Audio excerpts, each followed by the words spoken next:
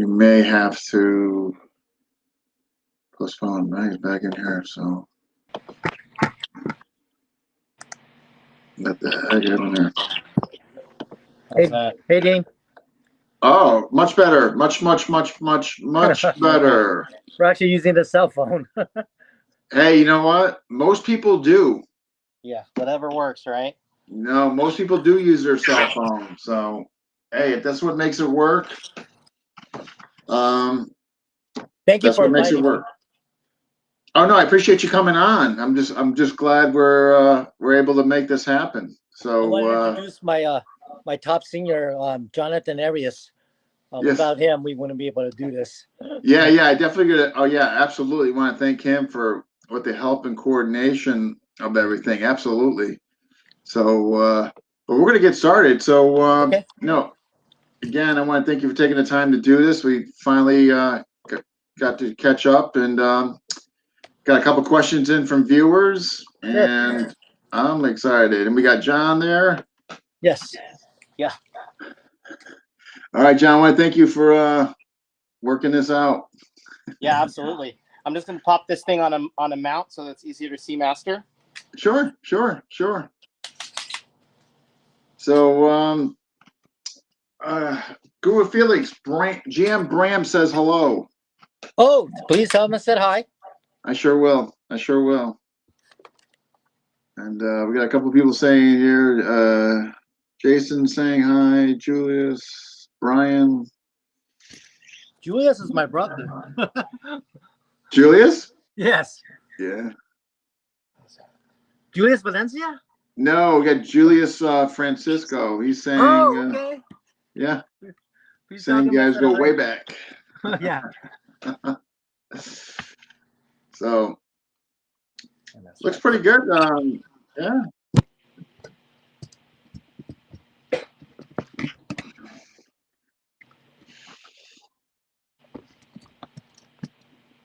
Just doing some more technical adjustments. There we go. We're putting it on the stand.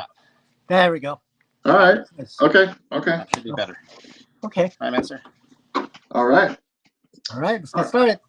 All right, let's go. So again, those who are just jumping in, welcome to FMA Discussion Episode 79. Tonight we are featuring Guru Felix Valencia and assistant, tech assistant, promotional assistant, Jonathan.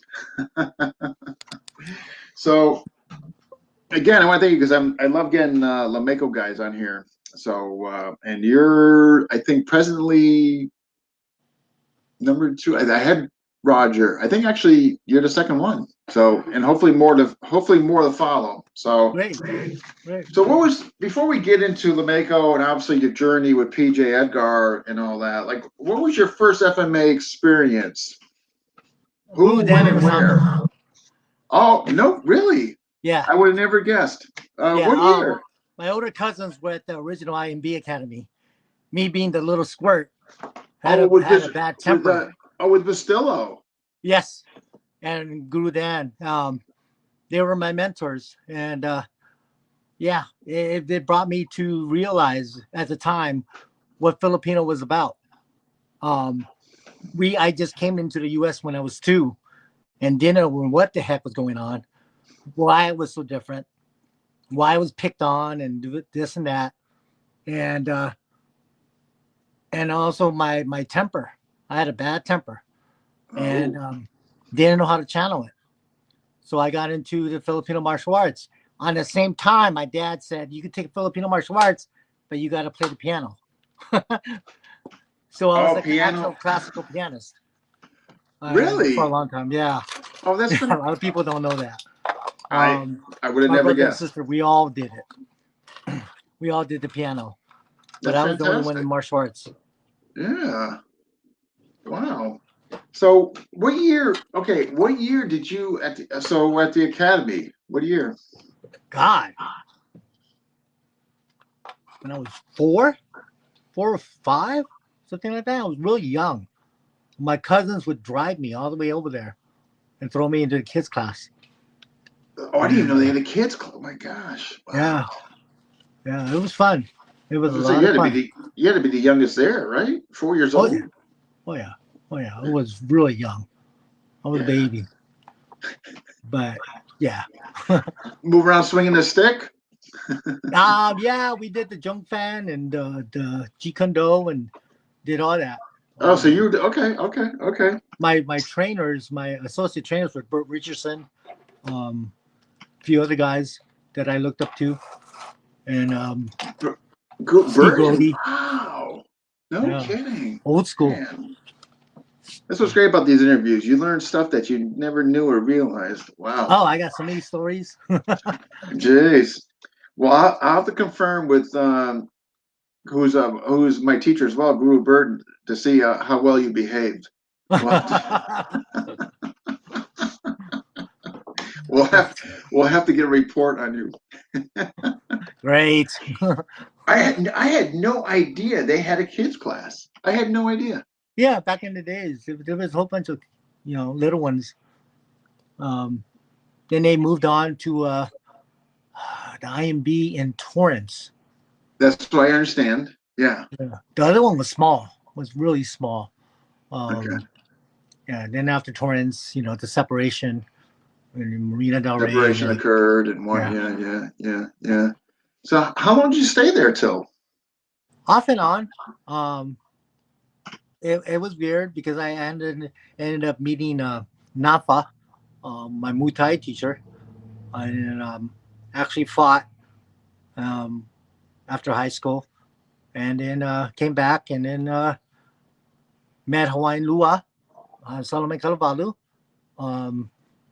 Then ran into Punonguro. I saw him on Steve Brody's interview, and I wrote the number down, called them. And it's so funny because Punonguro kept apologizing about his accent.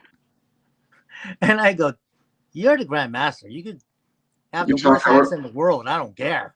You can talk however you want. So, yeah. Wow. So, all right. So then, is this before, just to back up a bit, before you met PG, are we talking about your early 20s now?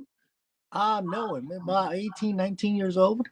So you just got, out of high school, you're kind of, bouncing around from Thai teacher to whatever. Yeah. So when you mentioned Steve Brody's interview, obviously with audio, but like, was it an interview? Where did he do on the TV? interview? It was on TV, channel 30 something. I was just flipping channels and I went off to the 30 channel or something like that. He had a broadcast on TV. Oh, I got that. He never mentioned that to me. Oh, wow. Oh, yeah.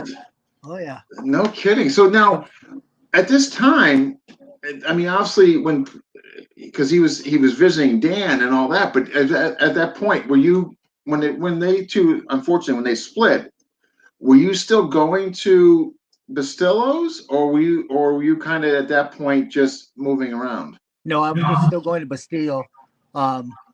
It was so funny because Richard and I, Grandmaster Richard, have always been great to me. He had me come in and do a demo and everything, and he would announce to the class. I remember when this guy was little and big ears. Now he's older and bigger ears, and I was like, oh God. So he's always messing with me, and I loved him for that, and I miss him to this day. Yeah, I miss all the Grandmasters that I've met in the past. Yeah, too many of them are gone now. I know. Exactly. So you're seeing this. So at the time, so did you ever? So you never went to Dan's after they split? Did you go to Dan's academy? No. Okay, no. You just basically went. Yeah. Okay. So Steve Brody has his interview, and obviously you're seeing PG on there and all that, and you take the phone number down and you call, and you're 18, 19 at the time. Yeah. So you call him up, and let's take it from there. I ended up going down there and interviewing with him, and he comes up to me in his house, and it was a small little bungalow, a small little living room. You didn't have a space to move around. And he grabs a stick and he goes, "Why do you want to learn Eskrima?" And I told him, it's my culture. It's the art I truly love. And he took the stick and swung it a centimeter away from my nose. I never panicked so much in my life. I was like, oh, Jesus Christ. I would have been like, All right, I'm good. Nice meeting you. Take care. Now, to this day, I do the same thing. I do 3 strikes. I do from a largo to a medio to a corto, and I'm nose to nose, and I'm missing them. And I turn around, and I go, "Your turn." Do I look at the partner? I go, "Your turn," and they go, "No, we don't trust him." Yeah, So yeah.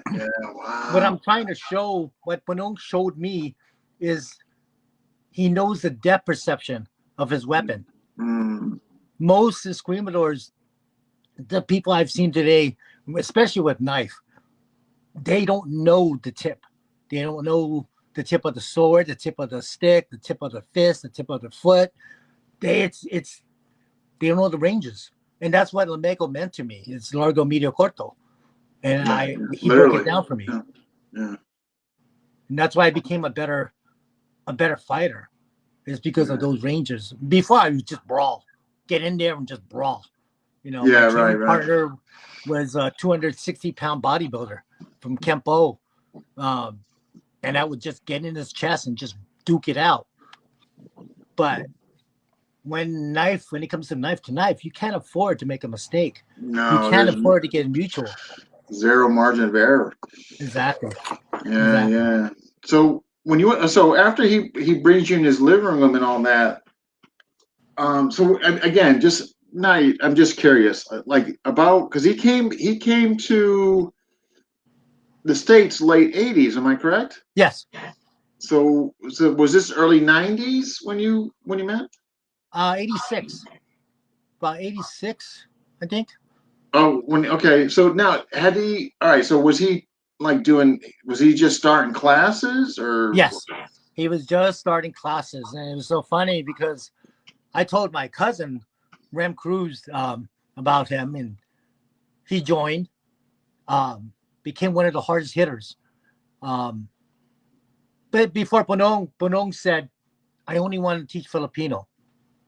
And I kind of was like, yeah, you're in for a surprise because the young Filipinos these days don't want to know their culture. They're into materialistic things. They're into, Which is sad. yeah. And he realized, he realized Daniel Nosato told him, you got to accept everybody. Yeah. So I brought in my training partner, Gennard Wells, and I brought in my brother-in-law. I brought in some people that weren't Filipino, and Punonguro saw them, their heart, their footwork, and everything, and says, "Okay, you could come in." Yeah. And his mind changed over a year or two. His attitude changed. He was, he was more open to Yeah. different So people. so do you think he kind of wanted to emulate maybe in the beginning, like what he had over, in the Philippines with the Oh yeah, crew over there? oh yeah, oh yeah. Yeah, yeah. No, He and actually, that's understandable. I mean, I understand that. um, there was a story where 3 Lameco juniors went to fight full contact, and he told them they weren't ready. 2 of them barely made it, and they went anyways. They didn't listen. Punonguro wanted to devastate the U.S. To make a statement about Lameco, and 2 of them barely made it. One of them got his head exploded, and Punonguro came up to me and said, "Will you dedicate 1 year of your life to me?" I go, "Anything for you." So, I was a bodybuilder, power lifter at the time, and nothing would make me throw up until he he had me do the tires, and he goes, "No stick."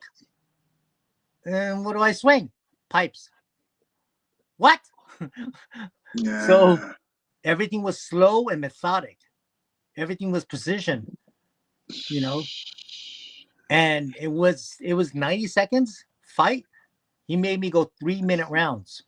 Of the pipe. After, session was done, I jump in the car and I'm shaking. My arms, my hands, they're shaking on the steering wheel. And he stood in the front porch and I go, I can't drive. He goes, "Oh, let's have lunch. Then we have karaoke after." I was like, oh my God. So, Yeah, I never threw up before until he put seriousness into me for a whole year. Wow. So then, so so you just joined him when he started classes. Because I want to eventually get to the infamous, backyard Sundays. But before that, what was his? Yeah, we're gonna get there. But so so were you seeing him privately, or did you in fact Both. go into the group classes? Both. Both. Okay. Yeah. Okay. 2 days a week, Tuesdays and Thursdays, and then Sunday, the infamous Sundays. They were fun. At the time I was a bachelor, mad at the world. I didn't have a girlfriend, so I did nothing else but lift weights and a screamer. So while the other Lameco guys were partying and drinking Saturday, the next morning they're hungover. Well, I'm brawling. That's I go, not a let's good go. equation, man. And they were like, "Oh man, not you!" And I would run over. I would just run them over and just go full bore on them because I was pumped up.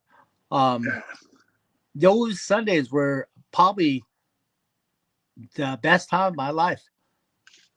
I've heard nothing. I mean, like, I mean, before we get to the Sundays, I know the Sundays revolve around obviously kind of like your fight club, but so the weekly classes, like, just for the viewers who are watching, myself as well, like, what were the classes like? What do you stress? He told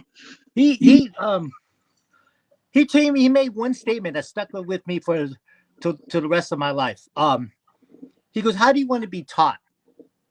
The American way, which is drive-through, or the Filipino way, which is little at a time, little rice, handful of rice at a time. So it stays with you for the rest of your life." And thank God he did that, because I remember a lot of things. I get frustrated because people make statements that he doesn't teach Lameco. And I'm like, I'm the fighter. Wouldn't you think I know a few things? So I do. Everybody else is so busy about doing these fancy drills and all this and that. And I'm like, that's fine. But what's going to save your life? Yeah. A hold up? And people do, believe it or not, I've done Europe, I've done the US, and every time I present a hold up, they end up dying. Yeah, like your typical knife to the chest, a hostage, knife to the throat, knife to tip, or right down your chest. Yeah, I don't think a lot of people train that enough. I don't know. No, they don't. Yeah. I just recently did a seminar in Vegas, and these two guys that have been doing it for 50 years, didn't have an answer because they're so busy doing the drills. And it's like they're so caught up in like we know more and more, more variations of a drill than as opposed to like what really happens out there. Like, hey, somebody's coming up to you, they're gonna hold you up at knife point because they want your wallet. Exactly. It might be good to know. I mean, they say to give the wallet, but the guy's holding you up. Can you trust him not to stab you? Yeah, I know. Easier said than done. He might be on drugs. He might be nervous. Want to be getting in the way, So no argument here. And if it's a female, they might want more than just a wallet. You know what I mean? Well, yeah. Well, even tomorrow, I've got like the head of Krav Maga girl, Jennifer Goldstein, and I'm going to introduce all this stuff to her to help enhance what she teaches women. I think we had a seminar with her group, and I think she was impressed, and she wants the private, and I'm like, okay, let's restructure everything, and let's enhance it. Help you out. Yeah. I'm not here to take over a system. I'm here to give you techniques.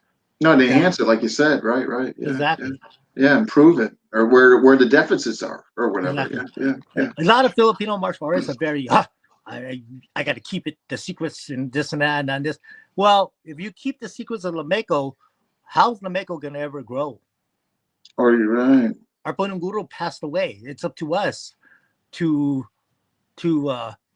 add on, make things better, do counters, do what ifs, and do Lameco was supposed to have groundwork now, and he actually asked Yuri Nakamura from Shudo to be the instructor, and that was before Punonguro passed away. Yeah. So, yeah, his mind was like how it was evolving Filipino martial arts, making it better. Yeah. No. I mean, right, just from the creation, what he did. I mean, he obviously was, wanted to keep evolving, incredibly open-minded. Yeah, for Exactly. sure. Exactly. So during those weekly classes, was it mostly, just fundamentals, basic, repetition? No. He demanded always the Lameco 12 count. This is the part everybody hated, the footwork, because we were a whole bunch of lazy Filipinos. So he was wondering why everybody was coming late in the beginning of class. So they would miss the footwork. So he got smart and he started putting the footwork at the end of class. Oh my gosh. So you can't outsmart Punonguro. He knows how to, even the guys that stopped coming. He, like my cousin one time, he stopped coming for a few weeks. He goes, "Oh, Rem, there's a new student. He says he could outfight you." My cousin would get all up and he goes, "Oh yeah." So he would come to class and everything. So he was, he was always playing these mind games, but they worked. They were getting results. I mean, yeah. Exactly. So then, I'm sorry, go ahead. And to see Punonguro go full speed, it was my cousin. I went in there, and my cousin had a private before I did. And before his class ended, he said, "Punong, can you? I put that gear on. Can you go full speed on me?" I was like, "What an idiot!" So Punonguro had this long driveway. I mean, long, and he ran my cousin backwards, spinned him around, and ran him back to me. My cousin took the headgear on and goes, "Oh my God." I goes, "Bet you won't do that again, idiot." So we were laughing about that for years. Oh, wow. But it was amazing when he went full speed.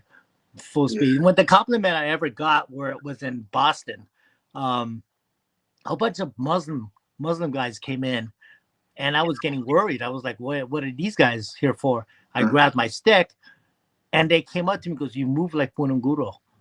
And I dropped my stick right away. I go, "These are brothers." Because Punonguro came to the East Coast first and hung out with us. So we all went out for food and had a good time. Oh my gosh. Oh wow. So on those Tuesday, all right. So so was there on those Tuesday and Thursdays? Did you have you guys go against each other, or was it mostly? No. It was just mostly the material. Yeah. Techniques, drills. Okay. Yeah. If he was trying to get everybody prepped up for full contact. And at the time, when he moved to Palmdale, from Glendale to Palmdale, he wanted to open up a school, an academy. And I was a bodyguard for some wealthy family that owned a lot of property in LA. So I asked my client if they had a warehouse. And they printed up a list. I was like, "Oh my God." They were just in Palmdale alone. They owned 20 properties of warehouses. Yeah. And they said, "Tell your teacher to pick one." So we were going to, and they'll drive. We would drive out there. We didn't care. It was far. It was far. And Punonguro had he had his moments. Yeah, because I had a 65 fastback Shelby Mustang, red with white stripes. And oh my gosh, 289. Yeah, Punonguro would be in the passenger seat and we'd drive on the freeway, and these girls would pass by and flash us. But it was like, "Oh, what's this?" I'm like, "It's the car." "Oh, can I borrow your car?" I was like, "But do you know how to drive one of these?" Yeah. Oh my God, that is funny. He was always playing jokes. Jeez. So, all right. I guess I just want to make sure before we get into the infamous. Oh, I got a question from a viewer. Okay, and the question is, what was the community like? What was the FMA scene like before PJ arrived, and what changed after his arrival? The FMA wasn't really out there because of internet and everything. There was no internet. There was no there was some forum, a little bit of I forgot the guy's name. He was writing things and everything, but articles, but otherwise that's it. And I got to know more history about FMA through Cecil Carino, Chris Cutlery. I used to sell his swords for him at the Pomona Gun Show. And so funny, I walk in there and he see me and he goes, "Oh, start selling." And he'd take off for the whole day. So I would sell all kinds of swords for him and everything. And I'm like, "Can I have lunch?" Yeah. And we became really good friends. It was weird. We had a story where we had a little gripe with some guys up north, and it was about to get into a bloodbath, and they were talking, and you don't do that. Number one, Lameco, Punonguro told us never back down. Never back down. And we all jumped in a car and went in a van and went straight up north. We won't say names, but yeah, it was, this is what we do. I'm going, "Oh yeah, this is what we do." And I started going full speed and they're like, "He's crazy." And I like, we settled. He goes, "Yeah, we're good." And I go, "Okay, that's all it is. We just respect us. We'll respect you." And I'm not about, telling who's better or who's worse. I'm about just doing my own thing. You got to do the art with a passion, with heart, whether you like it or not with ego. Ego will get you in trouble. Yeah, absolutely. Yeah. I've had so many students come to me for the wrong alternatives, for the wrong motives, and I'd rather take a poor student than a rich student. There's an ego. Yeah. Yes. Yeah, no, there's a lot to be said for humility. Absolutely. So what effect do you think he had overall? Like, obviously, his time was spent in California. What do you think he did, the effect he had on FMA community? Oh my God. The person who helped him the most, it was so funny because he told us he wanted to come to the US and spar Danny Dos Santos. And we're like, "What?" Yeah, I want to show him, what Real Screen was about. Turns out, Guru Dan is such a nice man that they became best of friends.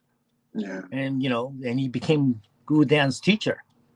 Right. So Punonguro said, "Oh, he's not like what I thought he was going to be." He goes, "He's really humble. He's really nice." And I think you just have to hang around and, you'll see Daniel Sato has that passion from day one. Yeah. It was Daniel Sato who introduced him to the world. No, I hear that from everybody that, having him for seminars and all that kind of, obviously blew up his name. And, obviously if you're also going to be the student of the person you're bringing in, I mean, that's obviously going to help too, as far as those days were concerned at the academy. You know what I mean? Exactly. There was, after Punonguro died, it was so funny because I was with Ron Baliki and we went to the Marina Del Rey Academy, and out comes Guru Dan. And, Ron introduced me to him and he bowed to me. I'm like, no. I tried to bow lower than him. I almost fell on my face. You're trying to get underneath his bow. Yeah. He says, Punonguro would have been proud of you. And I started to cry. It's anytime you mention to his personal students and we talk about Punonguro, tears start coming out. Yeah. It is that I haven't talked about Punonguro. It's like a personal thing with me. It was a man that I cried for. It's a man that I vowed to keep his name alive. Yeah. No, he definitely touched people. I mean, all the Lameco people, like, the original, the 25, and the more prominent ones who are really carrying out stuff. I mean, obviously had an incredible impact on them. Incredible. Oh yeah, when they had a reunion, a death reunion for him, it was like a who's who of martial arts. Yeah. Back to back, everybody that was there to demo had a name, a reputation. It was phenomenal. It I was can only phenomenal. imagine there'd be some, like you said, some big names there. Wow. Yeah. Maestro, I got another question. Do you remember Eric Coe? Yes. Okay. Been trying to get in touch with him. You have it. Okay.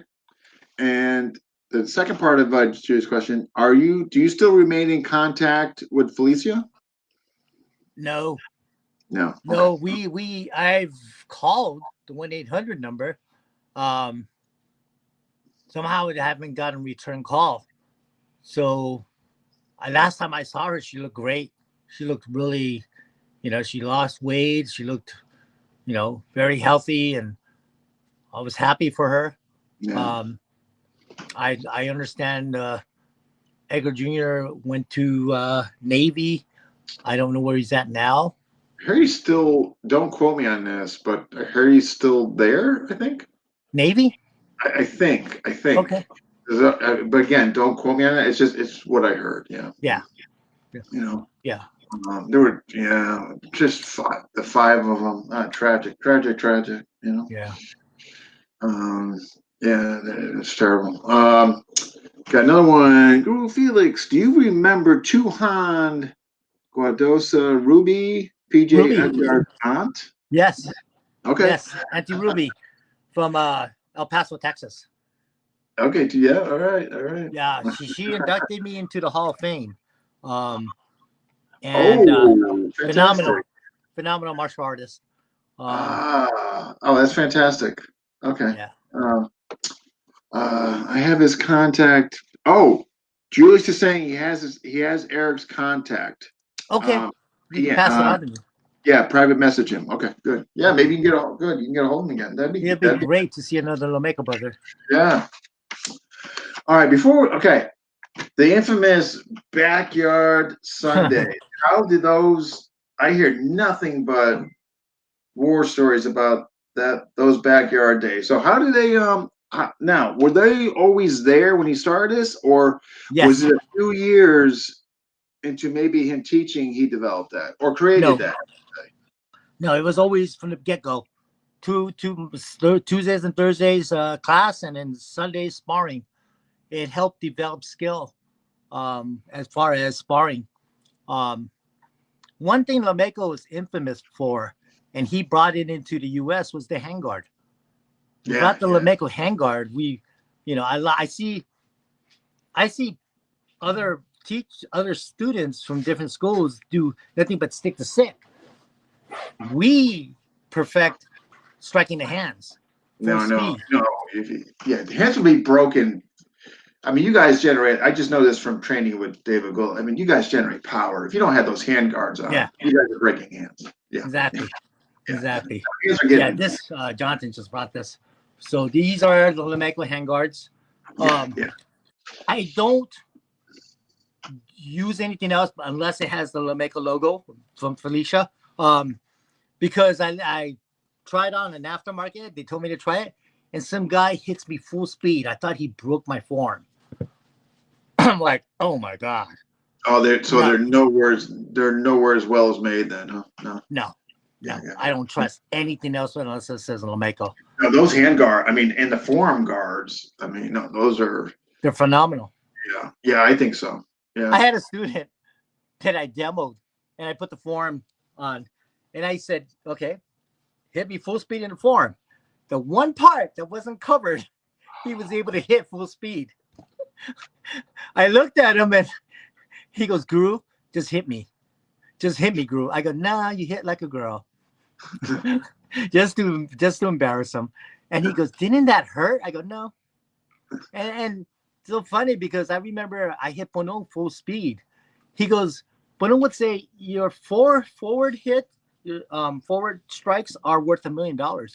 Your backhand worth some change. I'm like, what? So he had me It's so true, though. We've all developed this, exactly. But now when this comes, it's like, I know, it's freaking, it's so true.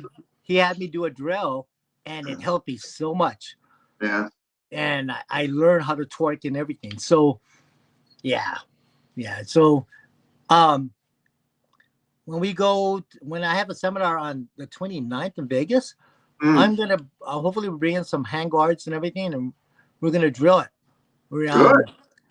We're going to see. We're going to see how good some people are. I'll play with them and use the evasions. Fantastic. Instead of clicking sticks, and you're going to, I think that's, I'm that's excited. awesome. I'm So excited. now, I've been cooped up. no, I know. I got them. And you guys are like switching from lockdown to no lockdown to, what's your guys' current status?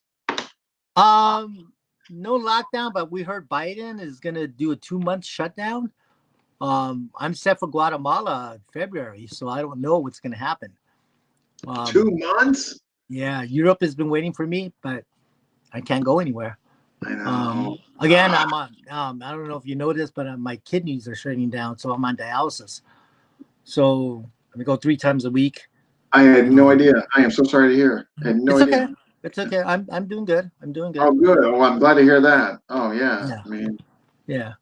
It takes sometimes it takes away my energy. Sometimes it doesn't. And I've now perfected it, how to adapt to it, and I'm doing okay. Well, that's wonderful to hear. What's joyful, what's more rewarding right now is my 19-year-old daughter, Lauren Valencia, is now training with me. She never did martial arts before. She was always into softball. Oh, fantastic. She said, "Dad, I want to train." I'm like, "What?" Yeah. So I let her throw some tight roundhouses into my legs, and my legs started getting raw. I'm like, God, she could kick. And her punching power is good. She likes knives, which is a good thing. So we're basically hanging out every day and training and everything. That's gonna be, man. That's gonna be days she'll never forget. Yeah. That's gonna stay with her. That's like the best gift you could. Yeah. Yeah. She's not. Yeah. So we're getting. So those. All right. So Fight Fest. So what I understand is, you guys not only would kind of go against each other, but you invite other school. I know the Dog Brothers would swing by because of due to Mark Denny and all that. Then I hear there was like kind of food. I hear it was kind of it was a long day. Right? A full day.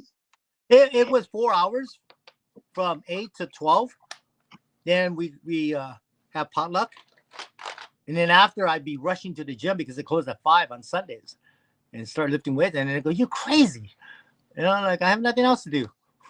How do I go to sleep if I'm not worn out? Yeah. Oh my gosh. That's how fanatic I was. Now weights got heavy. I got older, so everybody thinks of me as this young guy, and I'm like, I'm 56. Yeah, I know.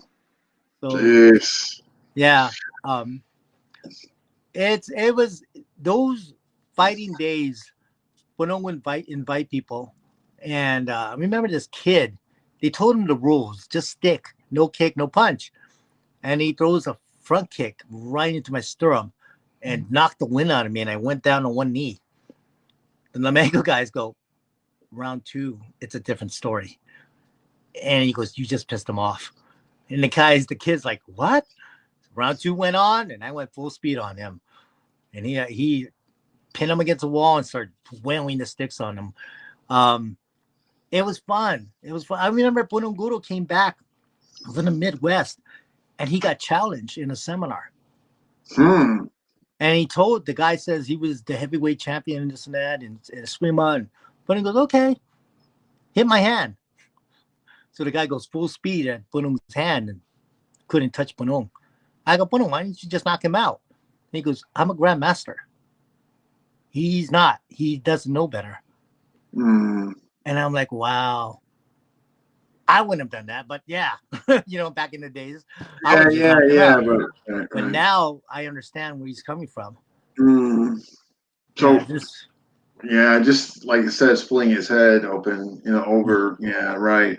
I guess sometimes exercising your strength and control is better. You know. So when you're all right, so the fighting back there was it? I mean, was it sometimes was it left up to the participants to choose whether they want soft stick or real stick, double, No, single? it was a progression. First, we used the Lameco soft stick, which Okay. wasn't soft. Yeah. He still came out with bruises, hematoma Yeah. bruises, welts. There was a live stick in it. Eventually, the foam around it went down to paper thin. Yeah. Kneecaps were smashed, and eardrums were hit, and all kinds of stuff. And then eventually, live sticks came to play. Thin light sticks. He did a progression video, and it showed the progression of padded sticks to live sticks. And it was a big difference. I think Roger Bullis was the video guy at the time. And it was so funny because there's Lameco bloopers. Guys would be hitting the stick and boom, out of the hand to the next door neighbor's house. One guy get hit in the head. And now they're moving around really proficient. So it's like what I want to do my daughter when she first started with me to the end. Yeah. It's great to have progression. To No, remember. like no, that obviously if he just threw you guys, just wouldn't stick. I mean, God knows what retention would be like. How was it when when the other groups came in? I mean, you guys were obviously. I mean, you guys had a reputation. I mean, kind of hard. So when the other groups came in, I mean, how did that go? I mean, was there ego? I mean, was it okay? No, there was a lot of respect. I remember when I first did Dog Brothers, Puno got me prepped up for it. And when I went over there, my cousin drove me over there, and I saw the park and I saw the guys, and I'm like, what the hell did I get myself into? Yeah. I was like, oh shoot. The moment they said fight, everything kicked in. And it took me 8 seconds. It took me about 8 seconds to take the guy out. Energy just went into fight energy, huh? But the biggest compliment I got from the Brazilian Jiu-Jitsu guys, they were asking who the Filipino was in black, and they go, "That's Felix Valencia." He moved like he was on water, and again, it was the demand of footwork from Punonguro. If it wasn't his teaching of footwork, I would have been dropped. Yeah. Because you guys were going against Dog Brothers and whoever else came, right? I mean, whoever. Yeah. One of my friends, this is kind of funny, and he'll appreciate this. He was out to visit Mark Denny and a couple other people out there. So he swings by the infamous field where they had the matches at. Uh-huh. And we're actually where I trained with Mark Denny on that famous field. So apparently he shows up, I think in his like saying bye to Mark. He was there for the weekend or whatever. So Mark, not really misunderstanding like what his intentions are. Mark suits him up and said, "Oh, good, you're here. You can go in." And guess who he went against? Oh, you. What? A smaller black guy. And he said, as soon as they said go, all he says was, "You were just freaking." He just said he got caught by surprise and all that. He just says that you were just on him. I mean, really good guy. Really good guy. Like please tell my son hi. No. He didn't say anything bad, nothing negative. I mean, really good guy. But he just says when it was gone, like he just remembers you were just freaking. I know. I joined a female team. I was a team of 2 females, and we went up to Seattle, Washington, and nobody was fighting the heavyweight in Eskrima, and it was full contact. And they asked me to move up to heavyweight, so I went up to the guy, and the guy was an ex law enforcement, and I liked him because I saw him with his sons, the way he handled his sons and playing with them and the whole bit. I go, oh, this guy's cool.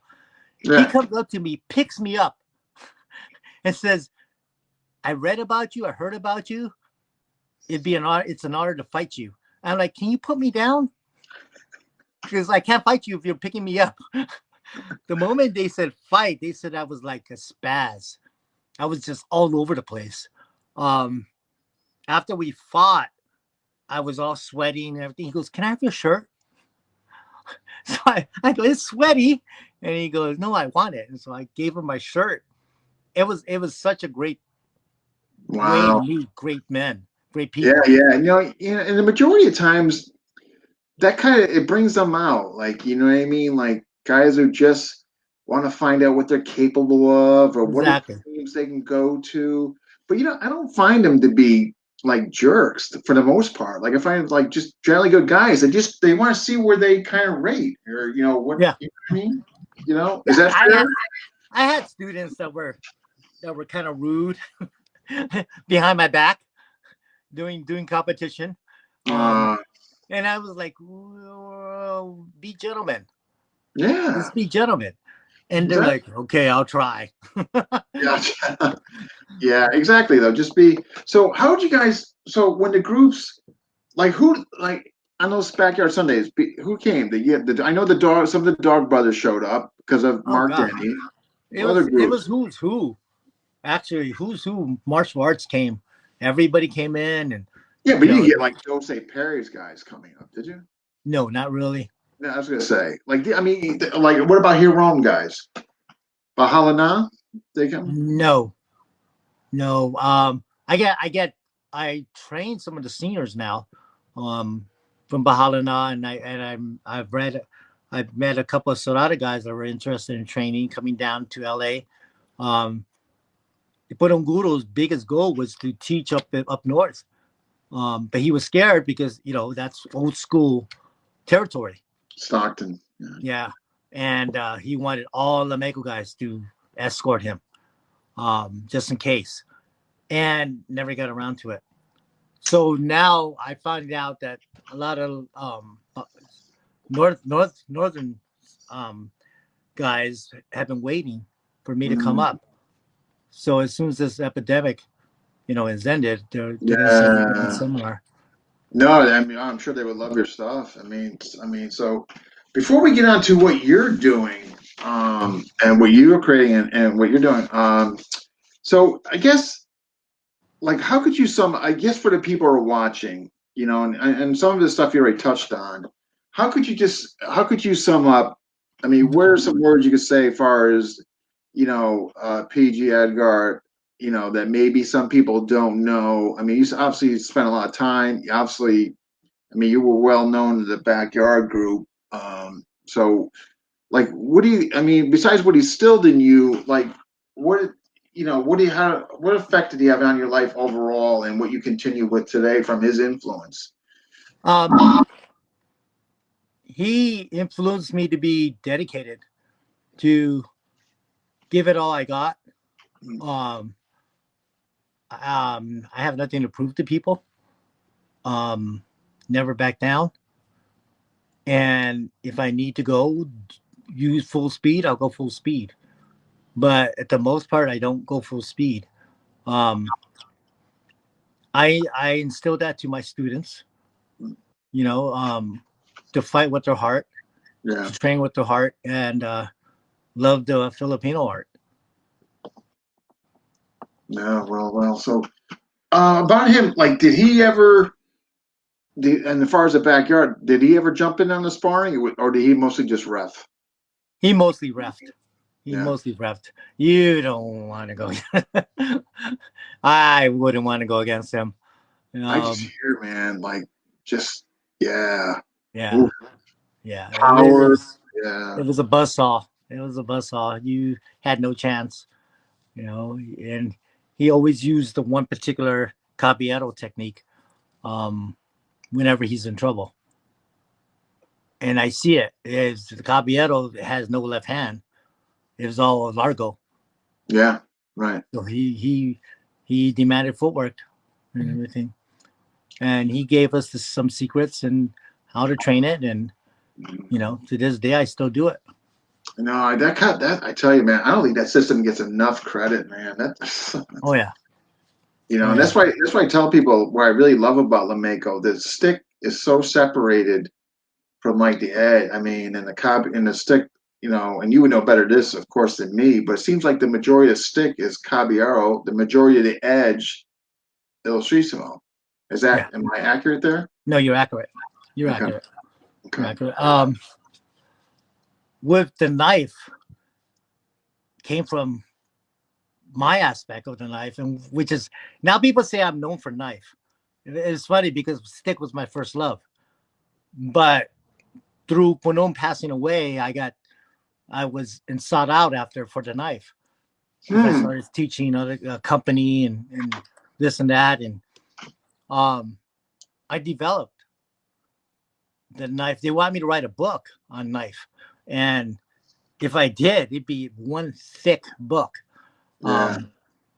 It's so much stuff going on, grappling with the knife, gun against the knife, throwing the knife, multiple knives, drills and kill techniques and defensive techniques and all kinds of stuff. So it's so many things are in my head. And throughout the years, only a few students have gotten like 10 years worth of videos of knife with me. So those students have a lot of videos. Yeah. Wow. I mean, for sure.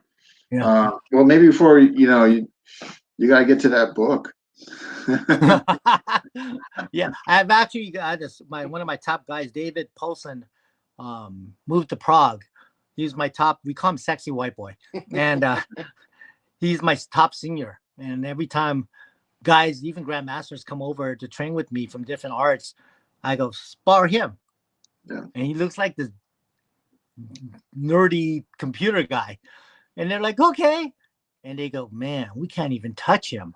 He's just playing with us. Well, David has dug up a couple of years of us training in a keto school. And I'm doing knife, silat, and I'm doing all kinds of other things, Panatukan, Dumog. And he goes, this is worth a lot. This is history right here. And I'm like, okay, cool. So I think he's going to link it over to Jonathan. We'll send you some stuff. Oh, I appreciate that. Thank you. Oh, yeah. Oh, definitely. Yeah, I appreciate that. Yeah, that'd be wonderful. And then, okay, Cold Steel. What was your, I got to thank GM Bram for this. He shared something with me in your association with Cold Steel. What was that about? Well, again, Punonguro passed away. I was giving Punonguro to Lynn Thompson. We met at Pomona Gun Show. And he was in my ear saying, I want to train Filipino martial arts. And I go, okay, my teacher. So they were going to set up the week before Punonguro passes away. So Lynn Thompson says, so who's going to train me? I go, I don't know. He goes, aren't you his fighter? I'm like, yeah. Then you're going to train me. So once a week, I drive up to Ventura and train with Lynn Thompson for hours. Oh, okay. He's the one with the videos for 10 years of knife fighting. Oh my goodness. Okay. Okay. And it was a great time. It was a great time. The man had thousands of energy. He was just adrenaline. He was a multi-millionaire, and he kept on pushing and pushing. And I'd like to think when he got into a situation, he went full speed. And people underestimate a big guy like that. Yeah. And he moved. Yeah. I remember we were at some show, and there was a guy, wanted to spar Lynn. And they said no face shots, and we didn't have goggles or anything. And foam, PVC with foam, little 12-inch stick representing a knife, and the kid hit Lynn in the eye. Oh. All I did was, oh boy. Then went full speed on him. Tattooed the guy's head left and right. And I was like, okay. So yeah, it's you know, I think he has a lot of, he's highly skilled Mm. martial artist. So I was glad at the time to be, you know, a contributor. Yeah, but you also did you also design knives? No, No, no, okay. everybody's been waiting for me, but I've never got around to Oh, it. you just never. Okay. So, all right, let's okay. So, obviously the unfortunate passing of PG, such an early age and all that. Like, what did I know everybody kind of. I don't want to say scattered. I don't know if that's the correct word, but everybody kind of went Yes, different directions. yes. What did you do? I mean, I kept training, kept teaching. Punong had me teach before any of the Lameco guys. mm, He had me bring in some of my students, and he was impressed with their footwork and everything. They kept up with the class. Um, so how I found a passion. The hardest thing when Punonguro died was to be the fighter and the teacher. yeah. Two separate identities, and Mm, I had to make them into one. And it was the hardest transition for me, but I did it. I did yeah. it, and I could teach at the same time. I could turn it on. Mm. So I've matured into that. Oh, you're kind of forced to, unfortunately. I mean, Yes. Now I'm considered the old man, so I'm like, oh my god. So I still want to play. yeah, I yeah, still, yeah, yeah, yeah. Wow. yeah. Well, I mean, you're still doing it, I mean, Yeah, I still do it. My students say, we'll fight anybody. yeah, yeah, I yeah, will. I will. I go, I still could do it. And, yeah. you know, Absolutely. yeah. So, obviously you started continue teaching on that. Did you go to study with anybody else, or did you just kind of No, perfect what you had? perfect what I had and enhance what I had. Yeah. How do I say this to you? Nobody has stolen my heart Mm, the way Punonguro did. yeah. No, no. I don't think I. No, I. Yeah. Understood. Yeah. Yeah. That's why I claim Lameco. That's it. Mm, yeah. Yeah. Right. I don't have any other influence. Um, Yeah. other teachers have tried to get me on board, but they said I'm Lameco. Yeah, like a few others, I think Roger did the same thing. A few others, I think they just took what and they just Exactly. perfected and refined. Yeah, Exactly. yeah, and Exactly. some went to go see, I guess, Master Ricketts, or can maybe continue with him, Yeah. or And other. then, Ricketts reached out to me when it was funny because when we did the reunion, he was late and we've never met. And I was in the hallway and he's running right by. And I stopped him. I go, sir, it's an honor to meet you. I'm Felix Valencia. He goes, oh, okay, okay, okay. And he runs into the auditorium. And my friends were like, God, he didn't even acted like he didn't want to meet you. Next thing I know, I'm sitting down trying to have my lunch. And he comes running out the auditorium. Goes, I didn't realize who you were. And I'm like, oh, sir, no, it's okay, it's okay. And he kept on looking at my food. I go, you hungry? And he goes, no, I didn't have lunch. I go, here, have it, have half of it, And we started eating and talking, and um, it was great. He reached out to me and says, anytime you want to talk about Punonguro, your teacher was my brother. Yeah, they were close, huh? Oh, very, Yeah. very. That's what it's yeah. Yeah, it was amazing. I had so many masters after he died. Um, Paul de Torres reached out to me and had a Mm, birthday at a convention. Hundreds of people were there, and he personally invited me to come down because he didn't want me to mope. yeah. You know, Yeah, that was huge. I mean, I remember it when we were on the East Coast. Nothing to the effect of on the West Coast, but it didn't take too far to get word to get over. You know what I mean? yeah, You know what I yeah. mean? Especially, I actually met a lot of people from Europe that took a training with him, and Mm, he devastated the whole world. It was No, amazing. he definitely left a void. Yeah, 100%, 100%. Yeah. So then your system that you have, when do you try to? I mean, obviously, it sounds like you added stuff that you found on your own or through experimental and all that. But is it for the most part? Are you trying to carry on PJ's lineage and all that? I'm trying to do both. Because I trained law enforcement and military and all that. I try to incorporate what they were going to run into Mm, and use traditional. One of my top fighters, Alan Bridgman, um, I entered him in full contact, and I entered him empty-handed against knife, and nobody put the blade on him. wow, impressive. I told him, "I'll teach you what you need to know for combat, Mm, but then after when you get bored, you'll come back and learn traditional." yeah, Because I need to know when you leave me that you can use it right then and there. Because yeah. what if God you leave forbid. me and Right. something happens? Yeah. You're not prepared. Right. God forbid. Right. No, exactly. Exactly. Yeah. Exactly.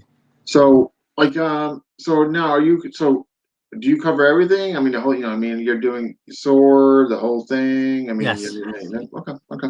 Yeah. Um, and then, so any other, like, anything that stands out in your system that you've maybe added or enhanced from? No, we do single stick, double stick, spotted daga, double sword, single knife, double knife, karambit, um, handkerchief, um, panatukan, um, dumag. Hatchet, Master Hatchet. Oh yeah, we're I'm doing trying to hatchet. get him to do Hatchet. Hatchet, tomahawk Yeah. hatchet. Yeah. Yeah, I showed him a few things. He's like, "What the heck?" I Yeah. go, "You never asked." Yeah, Um, tomahawk, it's a versatile weapon. You Yeah. got a yeah. point, you got an edge, you got Now a. he's got the real thing. His daughter's like, "Are you serious?" Yeah. And yeah. Jonathan's from U.S. Army and served in Afghanistan, so he's seen some stuff. Mm. And I've got the pleasure of training some German military guys, and they kept on doing this. They kept on touching their bodies after they do a technique, and I'm like, "What are you guys doing?" He goes, "It's a third world country. It's blade oriented. When we're on adrenaline, we don't know if we're being cut, Because so all we're the checking adrenaline for going. Yeah. blood." And I'm like, "Oh!" And they came up to Wow. me and goes, "We got to steal some techniques from you." I'm like, "Go ahead." Yeah. And they were great guys, really Interesting human. though. Yeah, that like they were checking themselves. Huh, interesting. Yeah. So what do you try to like um far as your students go, what do you try to instill in them? Like, you know what I mean? Like what do what do you try to really convey into them far Confidence. as their journey? Confidence. To Confidence. walk in a room and walk out of a room. Yeah. I have a story with David Polson, the sexy white boy, and calls me at 12 midnight. And I'm like, "What the heck? Is everything okay?" And he's like, the stuff works. I'm like, "What are you talking about?" Well, I went to a nightclub with this associate of mine, female. She got belligerent at the bar, and the bouncer got in my face. And I'm trying to tell him, let me talk to her, Mm, and I'll get her out of the bar. And that guy goes, "No, I want you out now." And David's like, "Calm down." And the guy started putting his hand on David. mm, So next thing you know it, the bouncer is in a come along while escorting the bouncer out of the club. wow. And he's talking all kinds of trash in the guy's ear. I'm like, this is the cocky part of my students. Yeah. But I'm trying to instill, be humble, but at the same Sure. time, someone Yeah. puts their hands on you. Yeah. I mean, when it's time to go and you got to defend yourself. Yeah. But at the same Exactly. time, though, always that aspect of humility. Yeah. Exactly. And it's not always kill techniques. Like I'm trying to show people we call it stupid techniques. Mm. Because you have a drunk uncle.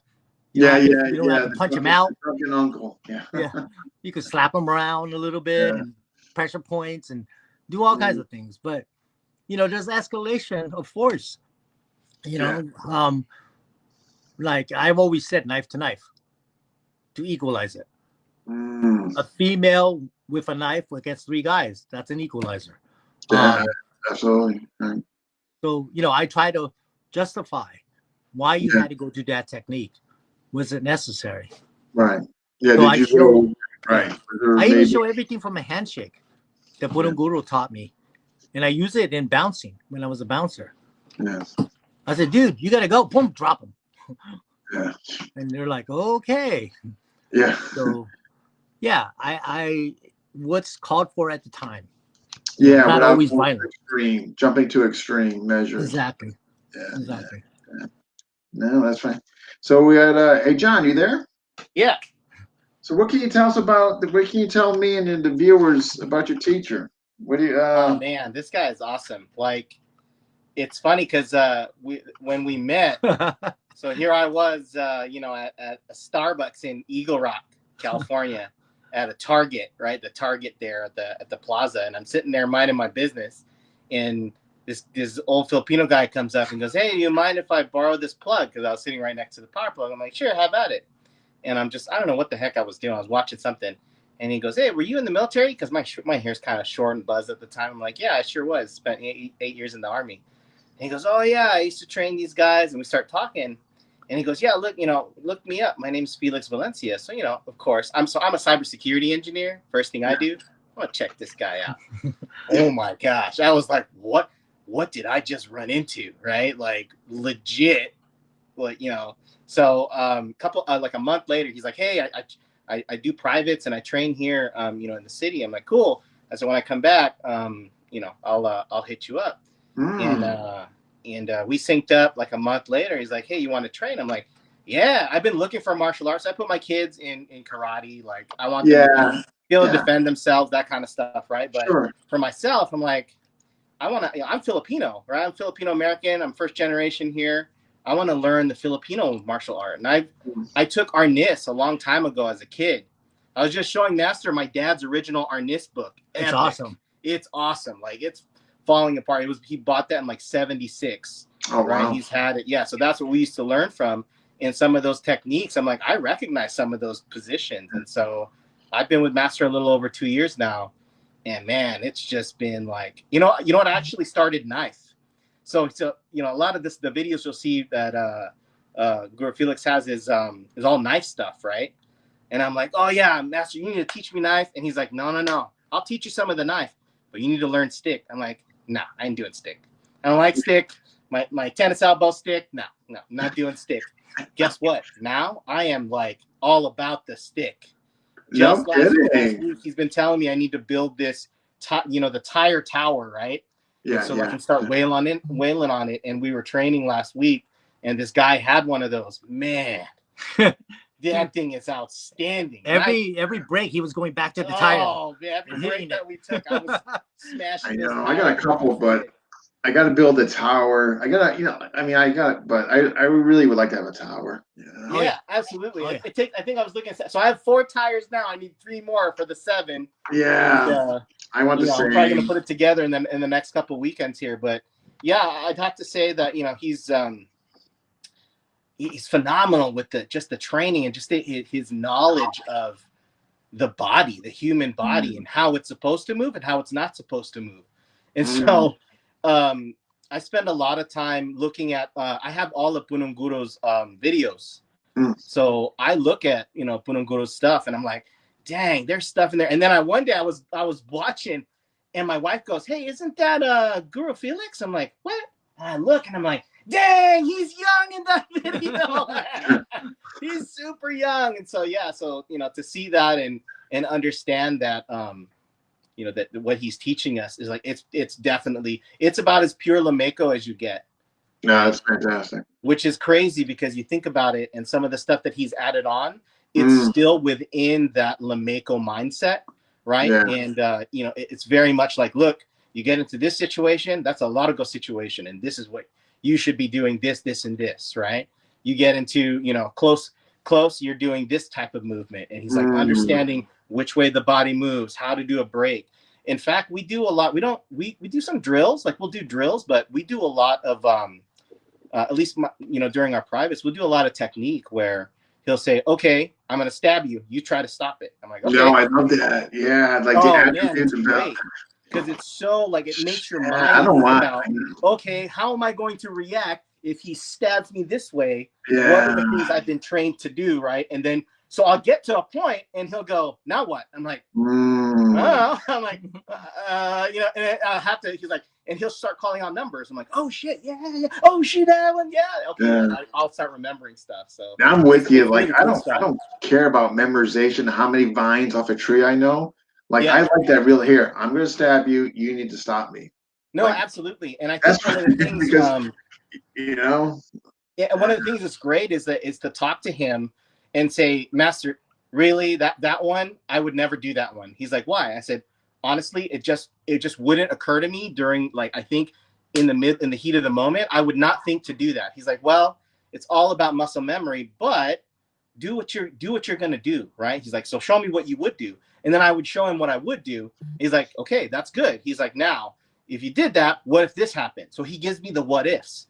And then it makes you think like, oh, you're right. Because it's not always going to happen the way you think it's going to happen, right? This guy's going to come in, he's going to have a death grip, and he's going to come in this way. And you think you're going to go this way, but what if he doesn't? Now what are you going to do? You got to be able to do, you know. It's gonna, like Murphy's Law. It's gonna, Yeah, no, absolutely. If they can fail, it's Yeah, well, going. I teach my students off a one attack, a one strike, forward to backhand. I teach them 1-2. In case they jump backwards, your student jumps backwards, the second strike's coming in. I teach them 1-2-3, and you have to catch a third one. Yeah. So it's a matter of whether you got the footwork, the triangle, the timing, and the depth perception, and it all comes into play. I like that. What you just mentioned there: catch on the 1, or catch on the 2, catch on the 3. Yeah, I've seen some systems do just always on number 1. I'm like, yeah, like I would. that. Yeah. You freak So out. when you do like on the 1 or 2, like, are you giving them the option to block, deflect, do whatever? Do whatever. Do whatever. On the backhand 1-2, I grab and bust the elbow and go to figure 4, or do whatever. Whatever it takes. I like the old men technique. I like the old Lolo technique. They grab the hand, drop it on the bicep, lift them up, and elbow the face, and do all kinds of stuff just to play. But there's a lot to be said about the old timers. Oh, I think so. Yeah. Very, very like spank the grandchild. So it's up to you guys. I talked to John a little about if you guys wanted to do demo. I told John it's up to you guys. Sure. Yeah, whatever you guys want to do. We'll do I'm sure the techniques. Folks will love it. We'll do 2 techniques knife and 2 techniques sword. I'm sure we'll love it. Absolutely. Okay. Yeah.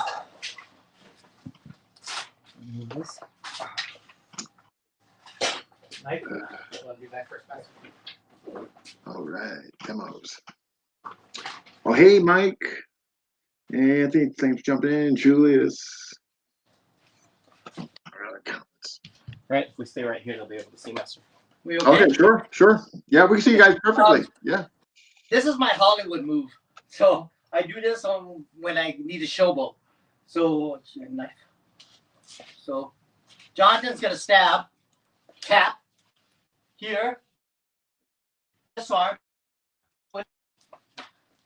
Do it. So 1, 2, roll it up. Here, catch it. Here, stab. Here, crank, stab. This one ice pick to ice pick. So this one's grab, cut the arm. Here, 1, both knives. This is my favorite. I'm hiding the knife. He's coming in with the number 1. Yawn, boom, straight up his chin. Open him up, hit the groin. Sword. That's oof. We're gonna go into sword now. Okay, sure. That last one was pretty neat. Wow. So it's also you can do it empty-handed. So this is the Lameco. This is known as Cadena Real. So he comes in here, block, throw, disembowel, cut. This is he's gonna come with the X. So one, here, yeah. One, cut, come back in. Block, flow. Punonguro always had his tip like this. So he comes to number one, cut down, cut. That's it. Awesome. What was it that knife move? That was pretty clever. So basically, you're just coming up. Which one? This The one? last one there. Yeah. That was from when I was a bouncer. I always had a weapon, and bikers. I was at a bouncer at a strip bar, and it was neutral grounds for bikers. And the bikers were the coolest guys in the world. And they come up to me and goes, "What do you know?" I'm like, "What are you talking about?" "Well, you got 4 knives on you." "Oh, besides this one?" So I always had a folder right here. Yeah. You can either unfold it or use the handle. Yeah. So even in empty hands, he comes with the number 1 here, hit, elbow here, knee break, elbow break. So it could be transferred over into empty hands also. Yeah, it's a sneaky shot. I mean, that's I like because it. your eyes are not going to pick it up until, and by that time it's too late. You know what I mean? It's just, I call it my rapper's move. Yo. Yeah. No, that was neat. I like that. Cool. Yeah, thank you. Those are awesome. Thank you. Yeah. I want to thank you so much for coming on. This has been fantastic. Oh, thank you. And I want to thank all my students that have supported me throughout the years. Sure. Especially Jonathan. And thank you for being such a good host. Oh my gosh, my pleasure. I'm so happy we finally we're able to get you on here and make everything work. Yeah. Yeah. Thank you. We got to finally show my daughter. Yeah. Oh, yeah. Oh, so incidentally, so what I'm going to do is I download this to YouTube, make some edits here and there. And then what I could do is I can post it to I'll post it to your wall, or I can send it to you via Messenger, whatever you prefer. Okay. Yeah. And then I'll do the same for John as well, and you guys can share it about and what have you. Okay. Great. Hey, John, you there? Yep. No, I just want to thank you for all the coordination, making this happen. Absolutely. Hey, I really appreciate it. I love to help Master Felix out and try to get the message out there. Like, Lameco is such a great system, and I just no I argument think here. that's great that you're doing this, and you're getting FMA in general, right? Like, we need a voice. Great system, and I just think a lot of people really don't know about it, and they don't realize they're watching it on movies all the time, right? So I know some of that money needs to start going back to you guys, right? Yeah, it needs to start going back to these grandmasters who are getting up there in age. So yeah, I think so. No argument here. Yeah. All right, guys. I want to thank you. Salamat. And take care of yourself. You too. All right. One day we'll meet. I hope that would be wonderful. My doors are open. All right. Bye. Thank you. All right, another Lameco. Fantastic. Okay, so this week, I believe I'm going to confirm it. But I believe Tim Hartman Thursday. I'm going to confirm that. But needless to say, there'll be somebody Thursday and maybe Tuesday. Just got to see if I'm behind at all. If I'm not behind, I'm probably just going to go with Thursday. But for all those who watched, commented, sent questions in, I appreciate it. If you haven't already, hit like and subscribe to the YouTube channel, FMA Discussion. And I will see you guys all next week. Thank you.